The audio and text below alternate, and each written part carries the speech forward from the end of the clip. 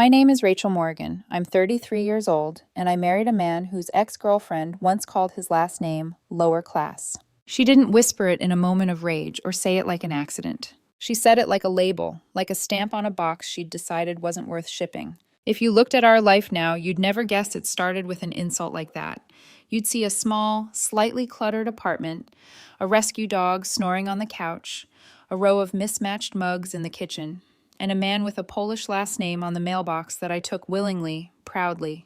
You wouldn't see the LinkedIn apology, the restraining order, or the day his ex-mother tried to storm his office lobby, screaming that he'd destroyed her daughter's life. You definitely wouldn't see the stack of court documents in the back of our closet, right behind the Christmas decorations, silent evidence of how far some people will go, rather than admit they were wrong. I didn't know any of that the night I met him. Back then, I just saw a guy in a faded shelter volunteer t-shirt, holding a terrified beagle and laughing with the kind of warmth that made the whole fluorescent-lit room feel softer. But his story started long before me. He told me the first chapter one evening when we were sitting on my couch. Our dog, Buddy, still knew enough to be skittish, curled up between us. The TV was on mute. The room was dim. "Before you," he said quietly, "I was supposed to marry someone else. His name is Mark Kowalski." Kowalski, the lower-class name. His grandfather carried that name through Ellis Island in 1952 with a single suitcase and $12 in his pocket. His dad built a plumbing business under that name. 50 employees. Union jobs. That name paid for Mark's college degree. No loans, no handouts. And 6 months before I met him, his ex-fiancé tried to rip it off him like it was something dirty. He was at her parents' house that day, at a long, polished dining table, covered in swatches and calligraphy samples and that particular brand of wedding planning tension that feels like a performance. They'd been together 3 years, engaged for 8 months. The wedding was 5 months away. Everything was booked. Her mother had hired a fancy calligrapher, the kind of woman who charges $1,400 to make your invitations look like they were written with a magic quill. And the bride's married name? The calligrapher had asked, pen hovering. Mark told me his ex didn't even look up from her phone. "I'm keeping mine," she said. He had blinked, waiting for the punchline that never came. First he'd heard of it. "Oh," he'd said carefully, in front of her parents, the calligrapher, the catered lunch. "When did you decide that?" "I've always planned to," she answered. "My name is my brand." Her name, Vanessa Price, was on everything. She worked in PR, had meticulously curated social media, 8,000 LinkedIn followers, and a way of saying the word brand, like it should be capitalized and italicized. Mark told me he would have understood if they'd talked about it, if she'd said, "Hey, this matters to me." But they never had that conversation. She'd just assumed his family name was negotiable, disposable. Her dad had coughed, thick discomfort in the room. "Sweetheart," he said, "that's something couples usually discuss." "There's nothing to discuss," Vanessa said, and then she finally looked at Mark. "No offense, but your last name sounds kind of lower class." When he told me that part, he laughed without smiling. "Everyone went quiet," he said, like someone had knocked over the centerpiece. He repeated the words then, for me, the same way he'd repeated them to himself that day. Lower class. His last name, his father's, his grandfather's. The name that had been written in cramped handwriting on immigration forms and painted on the side of work vans and stitched onto uniforms. "You know what I mean," Vanessa had added quickly. "It's hard to pronounce. Mine sounds more professional, more sophisticated." "What's sophisticated about being a snob?" he'd asked, before he could stop himself. Her mother had tried to smooth it over. "Let's all calm down," she'd said, hands fluttering. "I am calm," Mark had answered. "I just learned something about my fiancé." That night, he drove home alone. She stayed at her place. He sat in his apartment, staring at the ceiling, thinking about the way she'd said it. So casual. So certain. Like it was obvious his family wasn't good enough for her brand. The next morning, he called her. "We need to talk about yesterday," he'd said. "Oh my God," she'd sighed. "Are you seriously still upset? I said no offense." "That doesn't make it less offensive." "You're being dramatic," she'd replied. "It's just a name." "Exactly," he'd said. "So why is mine too lower class for you?" She'd stumbled then. "I didn't, fine. I'm sorry you're sensitive about it." "That's not an apology," he told her. "What do you want me to say?" She'd snapped. "That I understand why calling your family name lower class is messed up?" "Yes," he'd answered. "That would be a start." "I don't have time for this," she said. "I have a meeting." "Make time." "No, you're being ridiculous. Call me when you're ready to be reasonable." She hung up. He told me he stared at his phone for 10 minutes. Then he opened his email. The venue contract was in his name. He'd paid the $4,200 deposit himself. The DJ deposit, $800, was his too. The caterer was split. He checked the cancellation policies, pulse climbing. The venue replied within an hour, full refund if canceled, 6 months out. They were at 5 months and 1 week, 5 days away from losing everything he'd put down. So, he told me, I made the decision. He texted Vanessa, I can't marry someone who looks down on my family. Wedding's canceled. I'll handle my vendors. You handle yours. He sent it at 2:47 p.m. Her response came 4 minutes later. What? What? Call me right now. This is insane. You're throwing away 3 years over nothing. My parents spent $30,000 on this wedding. Call me. He blocked her number. He blocked her on everything. Called the venue, canceled, got the refund, lost the DJ deposit, ate that cost. Then he did what people do after big breakups. Survived. His brother brought beer. His mom called every day. He went to work. He slept badly. He woke up anyway. 3 weeks later, his friend invited him to a charity event, an animal shelter fundraiser with an open bar and a silent auction. The kind of night you say yes to because doing nothing feels worse. That's where I come in. I was behind one of the auction tables wearing jeans, an old sweater, and a volunteer badge that kept flipping backwards. My ponytail was frizzing out of its elastic. I remember because I felt painfully ordinary next to all the polished couples wandering by, wine glasses in hand. Mark stopped to look at the items: a basket of dog treats, a free grooming session, a painting of a cat that looked perpetually offended. You'd think a cat that judgmental would go for more than $50, he said. I snorted. Wait until the last 2 minutes. People get weirdly competitive over judgmental cats. He laughed and it reached his eyes. We started talking. About dogs, about work, about nothing and everything. I found out he was there because his buddy had dragged him, that he'd just gone through a breakup he didn't want to waste good beer crying over. He didn't tell me the lower-class name story that night. That came later.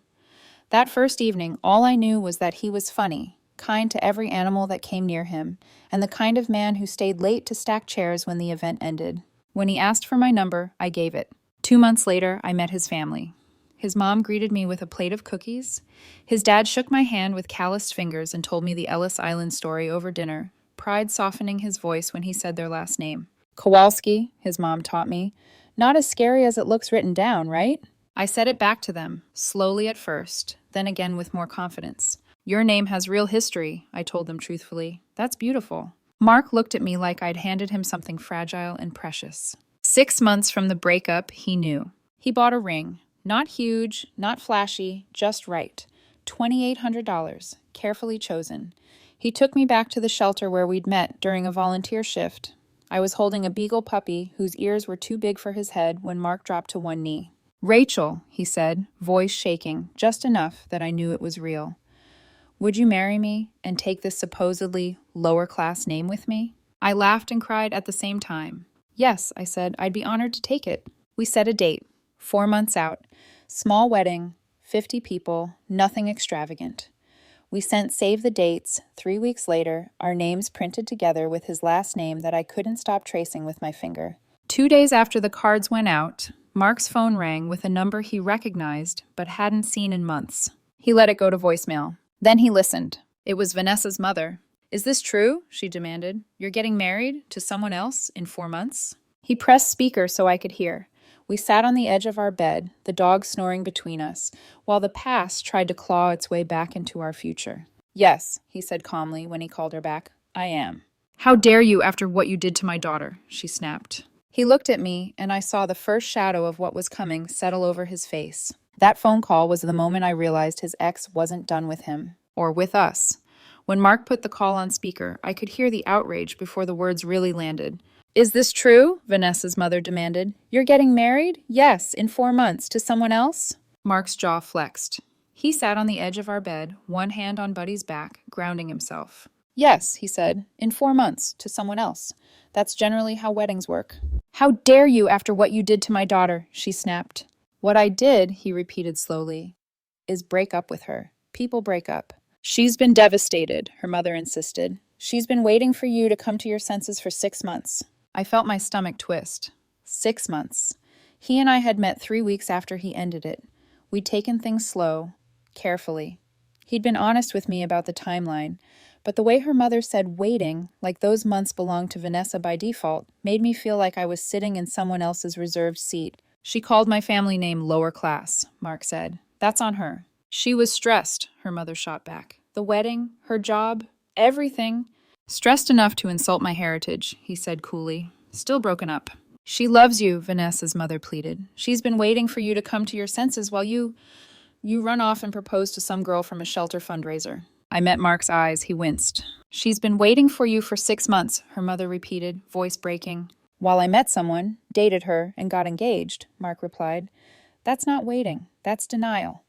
I don't owe her a conversation. I don't owe her anything. Please don't call again. He hung up and stared at the phone like it might ring on its own out of stubbornness. My heart was doing this odd push-pull in my chest. Part of me wanted to say I understood Vanessa's mom. If I had a daughter who'd just been left, I'd probably claw at any hope too. But another part of me, a selfish human part, wanted to protect what Mark and I were building. Do you feel bad? I asked softly. He exhaled. I feel done. That's what I feel. Done. I believed him. For about a week. Then the new number started. We were on the couch one night, Buddy's head on my lap, some show playing that neither of us was really watching, when Mark's phone buzzed. He glanced down. Unknown number. He opened it. We need to talk. Stop ignoring me. Another ping. I heard about your little rebound. We both know it won't last. You're making a mistake. He went very still. Is that her? I asked. He nodded once, thumb tightening around the phone. He blocked the number. That's it? I said, trying to sound casual. That's it, he said.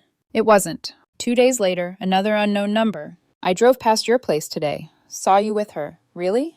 That's your type now? He didn't show me that one right away.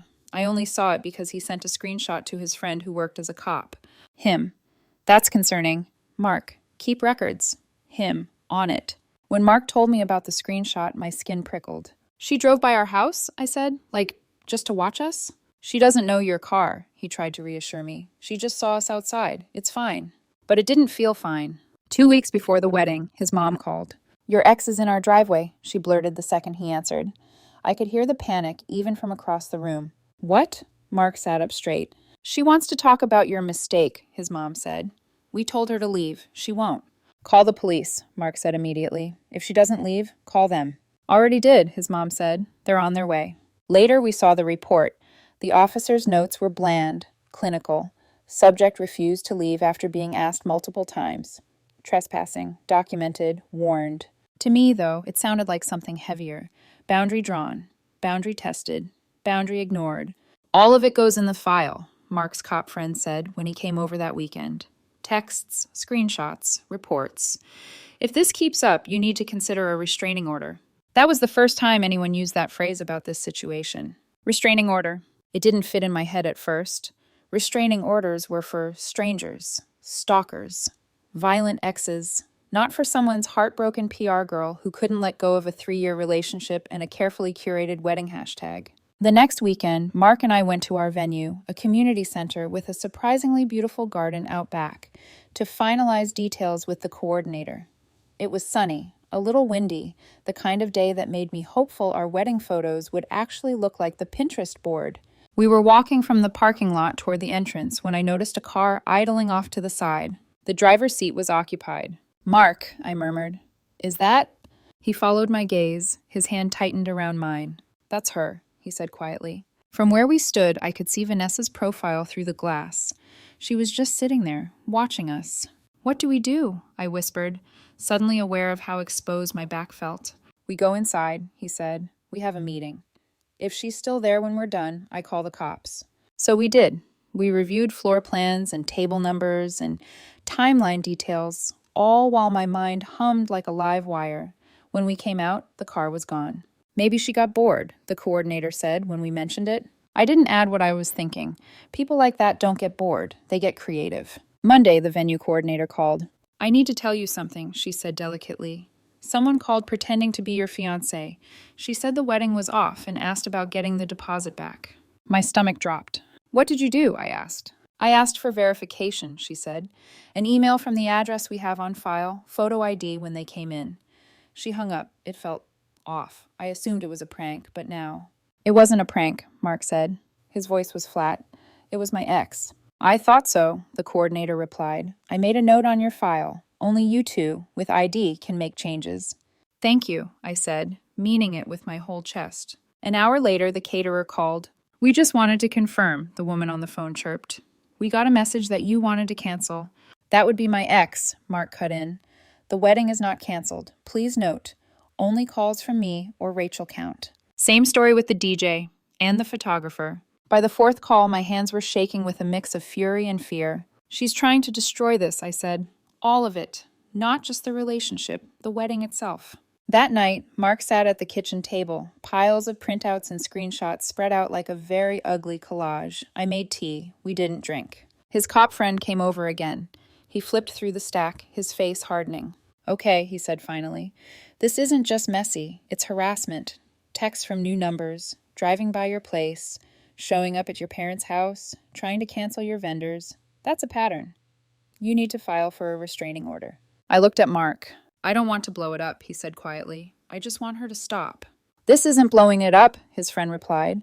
This is documenting what's already blown up and giving a judge the chance to draw a legal line. We filed the next day. Paperwork, signatures, copies. It felt surreal, like we were signing a lease in some alternate universe where love stories came with footnotes about personal safety. The court date for the hearing was set for 3 days before our wedding. Perfect, Mark said dryly when we got the notice. Nothing like swinging by the courthouse to argue for personal space right before Tuck's pickup. If it had stopped there, maybe I would have chalked it up to a bad stretch of weeks we'd someday laugh about. But Vanessa wasn't done. Not even close. The next wave hit our phones and inboxes, not from her directly, but from people we loved. Hey, is this real? My cousin texted, forwarding an email. Subject line, warning about the groom. The body was worse. I am writing out of concern, it read. The groom in this wedding is abusive. This marriage is a mistake. Please do not attend. You have been warned. 12 different guests forwarded us some version of that email. I read each one, my heart thudding harder every time. It was like being slapped in the same place over and over. She's calling you abusive, I whispered to Mark. To our family. To my family too, he said, jaw clenched. To everyone. We forwarded everything to his lawyer, to his cop friend. Screenshots, headers, original messages. His phone rang one night as we were doing this. The caller ID made him freeze. Her dad, he said, then answered. Hello? I'm sorry, the older man said immediately. I wasn't expecting all this. It was the first time I'd heard his voice, tired, defeated.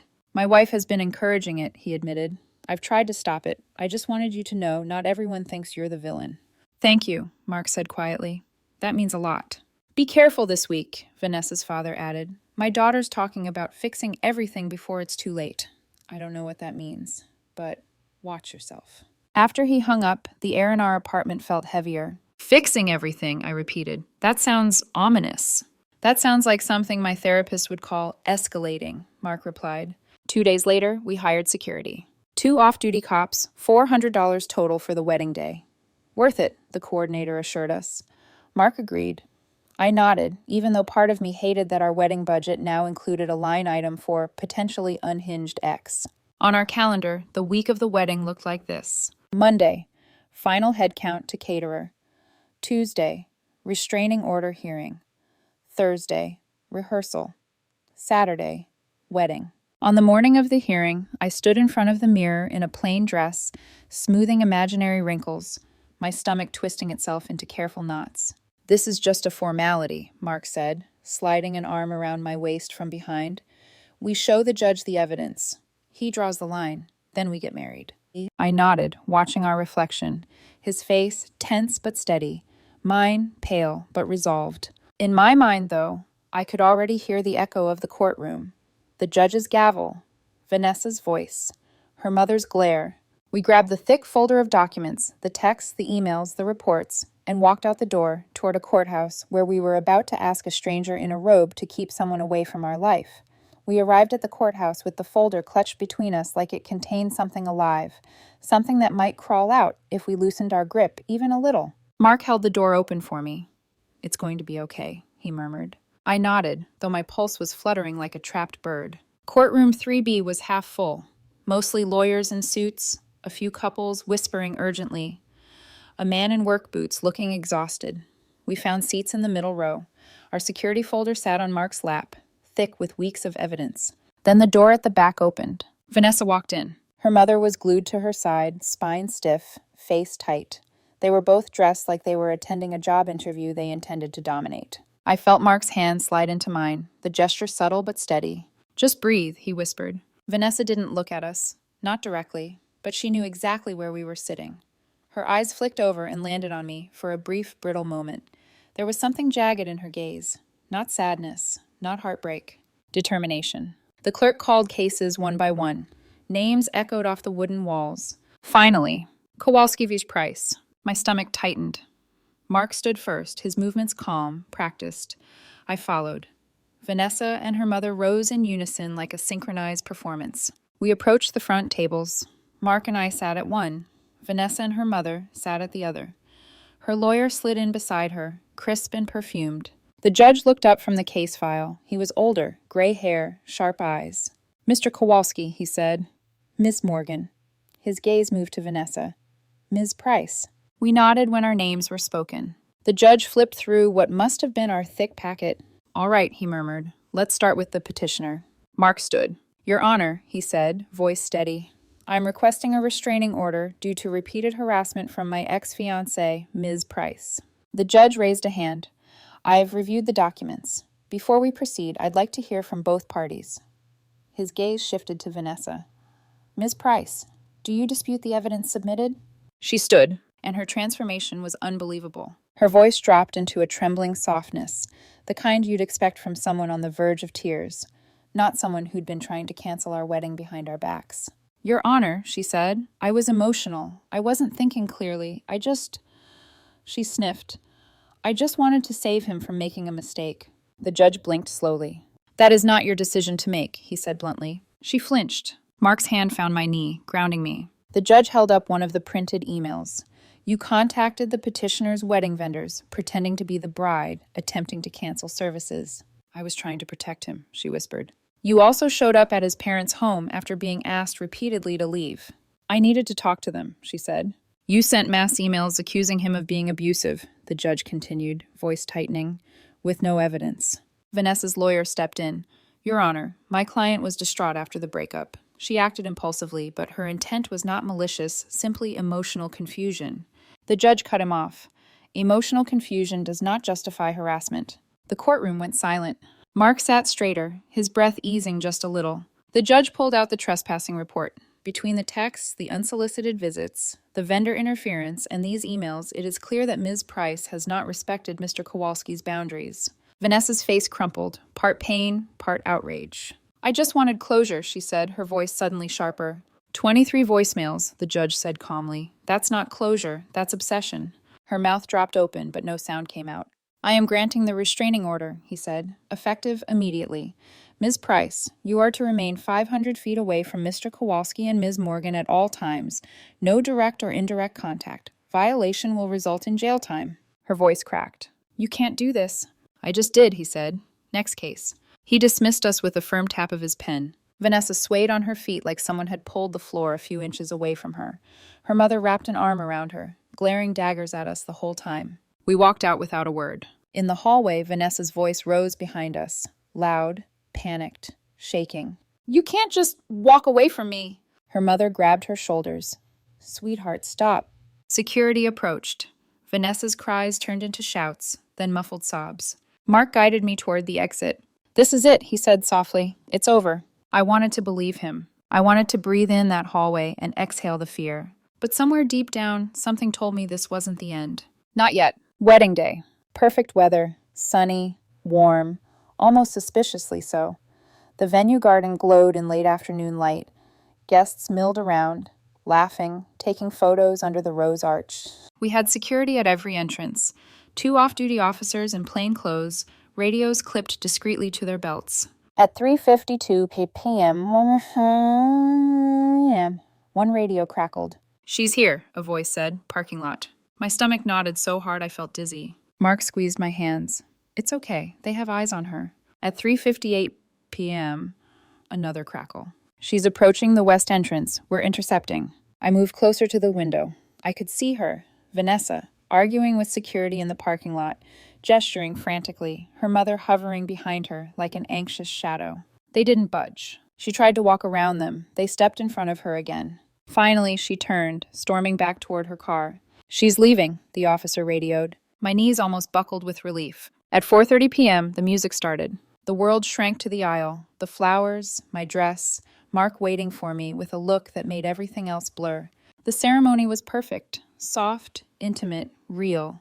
When it was time for vows, I didn't rush. I spoke his last name clearly, proudly, the name that had carried generations before him. The name I had chosen. The name that had once been called lower class. He kissed me like that name meant something sacred. Everyone cheered. Dinner followed.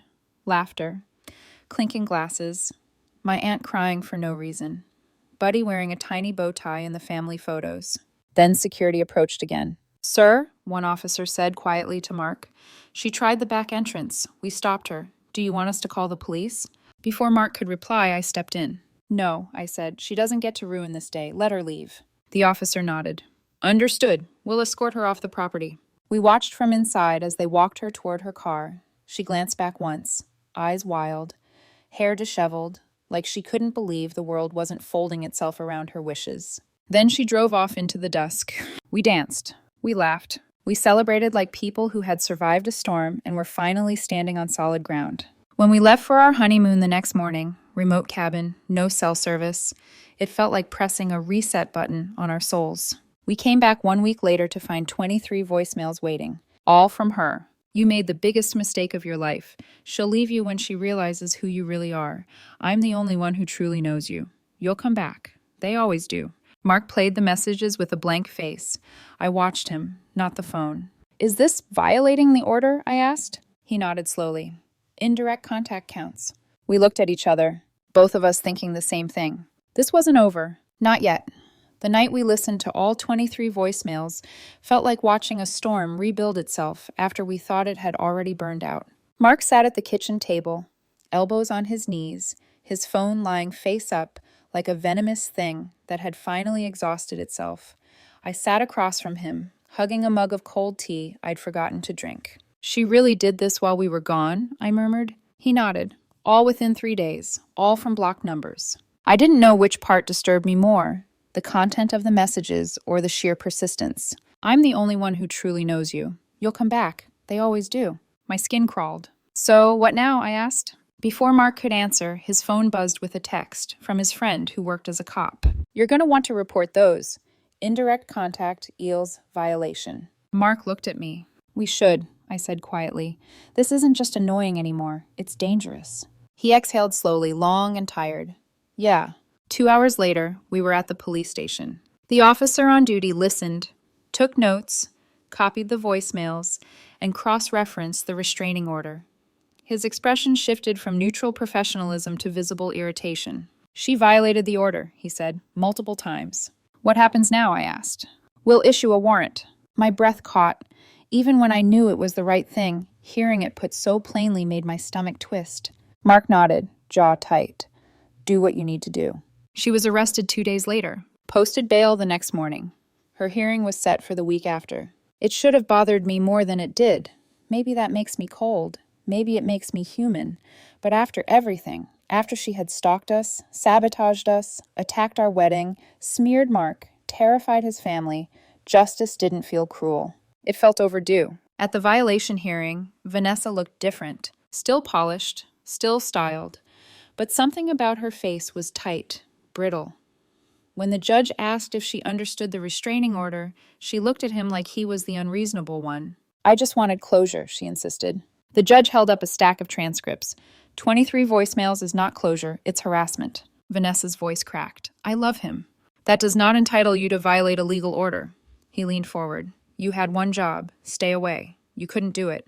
She flinched. "Your Honor, please." 30 days jail, suspended, he said. "Violate the order again, you serve the time." Her mother gasped loudly. Vanessa looked like someone had scooped out her insides. She sank into the chair, shaking. I should have felt pity. I didn't. Not after everything she'd put us through. When we left the courthouse, Vanessa was screaming in the parking lot, her mother trying to reel her in while officers kept a watchful eye. Mark squeezed my hand. "It's over," he whispered. I wanted to believe him. But something in Vanessa's scream, something unhinged, made me wonder how long peace would last. 2 weeks later, the next hit arrived. Mark opened the mail and froze, a long, thin envelope in his hand.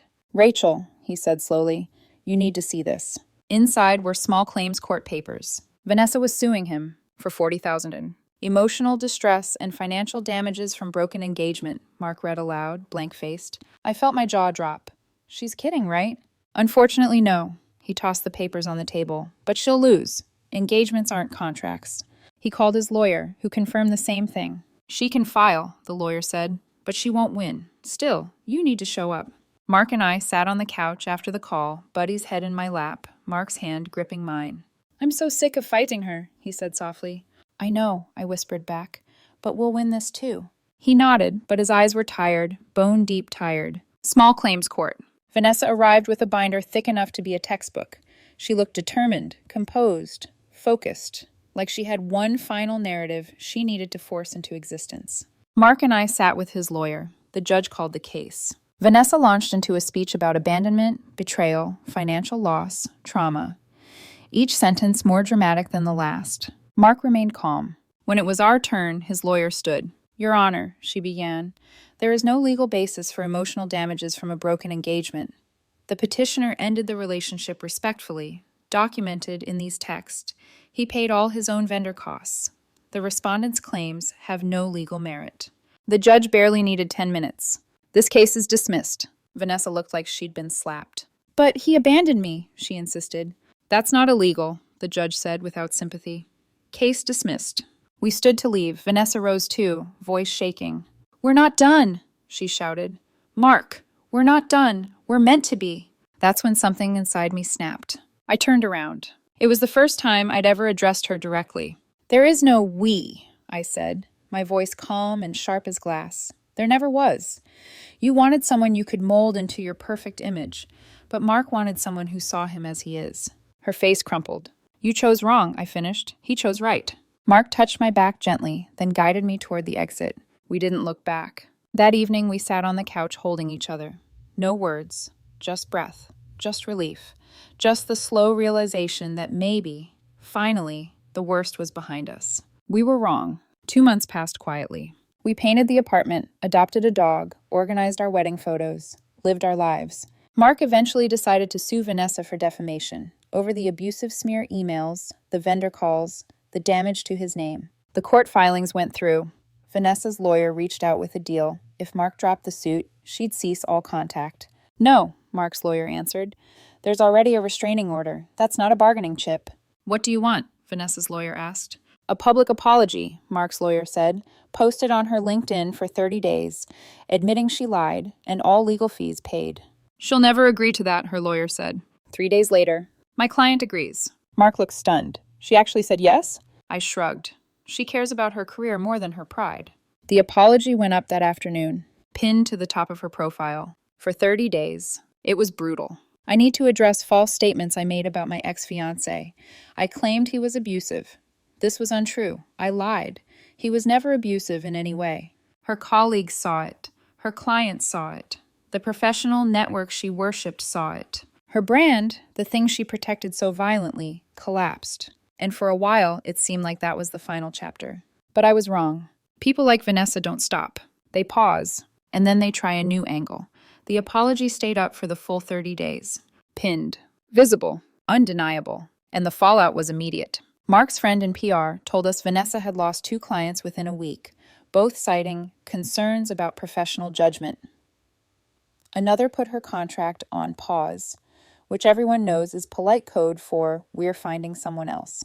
By the time the apology came down, her online presence was quieter, her posts sparse, her usual stream of boss babe leadership insights abruptly replaced with silence. In theory, that should have been the end. But endings with people like her are never clean. One night, about 2 months after the apology expired, we were cooking dinner, Mark chopping vegetables, me stirring something that was probably burning, when I heard his phone buzz on the counter. He glanced at the screen, then froze. "Rachel," he said quietly, "you need to see this." The message was from LinkedIn, but the profile picture, the name, it wasn't one we recognized. Still, the writing style? Instantly recognizable. I'm reaching out to offer an olive branch. I've been in therapy. I've grown. I understand now that I hurt you. I'd like to meet for coffee to apologize properly and get closure. I stared at the screen, then at Mark. Therapy, I said slowly. Right. Should I respond? He asked. I thought about it. About the courtrooms, the stalking, the emails, the trespassing, the wedding sabotage, the public meltdown, the LinkedIn apology she'd been forced to post like a badge of shame. I thought about the fear that had hovered over our engagement like a shadow. Then I thought about the kitchen right now, warm, quiet, ordinary. Our dog asleep against the fridge, the man I love standing beside me with tired, hopeful eyes. No, I said gently, you don't owe her anything. He nodded. And he typed, no thanks, I have closure. Good luck with everything. He set the phone down. It buzzed again immediately. Please, I need this. I've changed. Mark lifted the phone, looked at me. I shrugged. She's already proving she hasn't. He typed back. Then be changed somewhere away from me. Another buzz. I'm trying to do the right thing here. Mark exhaled. The right thing would have been not harassing me, not lying about abuse, not trying to ruin my wedding. You don't get credit for basic decency after all that. There was a long pause. Then, so you'll never forgive me? Mark didn't even look conflicted. I don't need to forgive you. We're not in each other's lives anymore. That's enough. Buzz. What about Christian forgiveness? Second chances? Mark actually laughed. Dark, humorless. You got second chances every time you called, every time you showed up, every time I could have pressed charges and didn't. You used them all up. I rested a hand on his shoulder. He typed the last line. Goodbye. We both stared at the phone. Another buzz. We both jumped. He opened it. And there it was. The real Vanessa, right below the surface, clawing her way out. I was hurt. I made mistakes. But you chose someone beneath you. It should have been me. My eyebrows shot up. Therapy didn't last very long. Mark responded. She's a vet who saves animals. And she took my lower class name with pride. She's better than anything you could have been. Vanessa responded instantly. She's a nobody with a community college degree. I felt heat creep up my neck. Not embarrassment. Rage. Mark's thumbs were already moving. And yet she's the one who married me. Weird how that worked out. We screenshotted everything. Sent it to Mark's lawyer. Just documenting, he replied. This violates the spirit of the restraining order. Let me know if you want to pursue. Mark shook his head. Not unless she escalates. I agreed. But we should have expected escalation. With Vanessa, escalation was her native language. 2 days later, Mark got a call at work. The receptionist buzzed his line. Someone's here to see you, she said. She says she's your mother-in-law. Mark frowned. Which one? Older woman. Very upset. He sighed. I'll be right there. When he got to the lobby, it was already a scene. I wasn't there, but later he relayed every detail to me in vivid, mortified clarity. Vanessa's mother stood in the middle of the reception area, red-faced, trembling with righteous fury. Mark approached cautiously. Mrs. Price, he said, you need to leave. No, I do not, she snapped. We need to talk. No, Mark repeated. We really don't. My daughter reached out to you in good faith, she shouted, drawing every eye in the room. And you rejected her. She called my wife a nobody, Mark said, with a community college degree. That's not good faith. She was emotional, Mrs. Price insisted. She is always emotional, Mark said. And that's not my problem anymore. You need to leave. I will not leave until... Mark turned and spoke calmly to the receptionist. Call security, he said. She's trespassing. The receptionist, wide-eyed, nodded quickly and picked up the phone. Security arrived within minutes. Ma'am, one guard said, you need to leave the premises. Mrs. Price planted her feet. I'm not going anywhere. The guards exchanged a look, then each gently took an elbow. No, no, no, she shrieked as they guided her toward the door. You're destroying my baby. Mark stood motionless, jaw tight, while his co-workers stared in horrified silence. His boss emerged from down the hall. What was that about? He asked quietly after the lobby finally emptied. Mark ran a hand down his face. My ex's mom, she's having trouble letting go. His boss huffed. Want me to notify building security? We can ban her. Mark nodded. Please.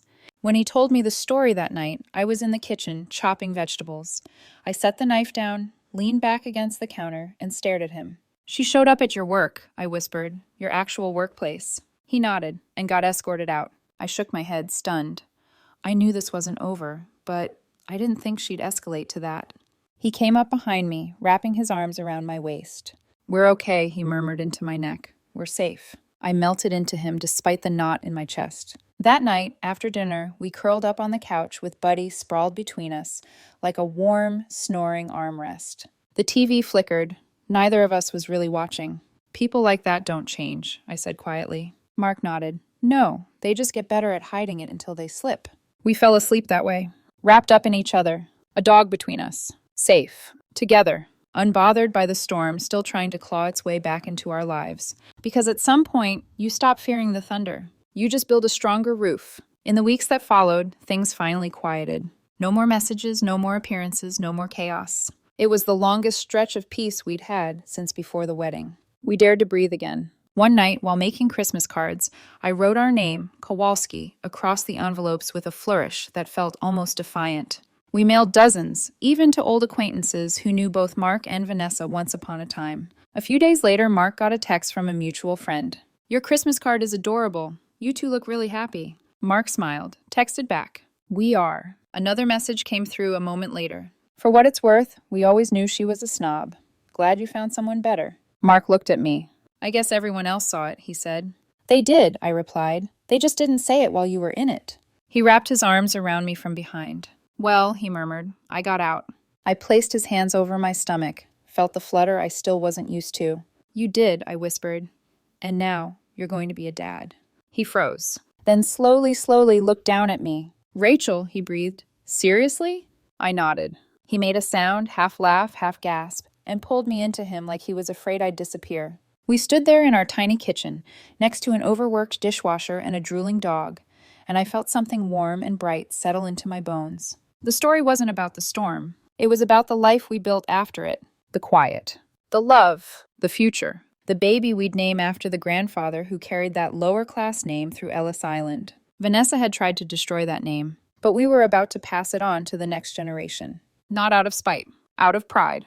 Out of love. Out of choosing a life with someone who chose me back, fully, freely, without conditions. People like Vanessa always choose their ego. People like Mark choose their family. And in the end, we both got what we chose.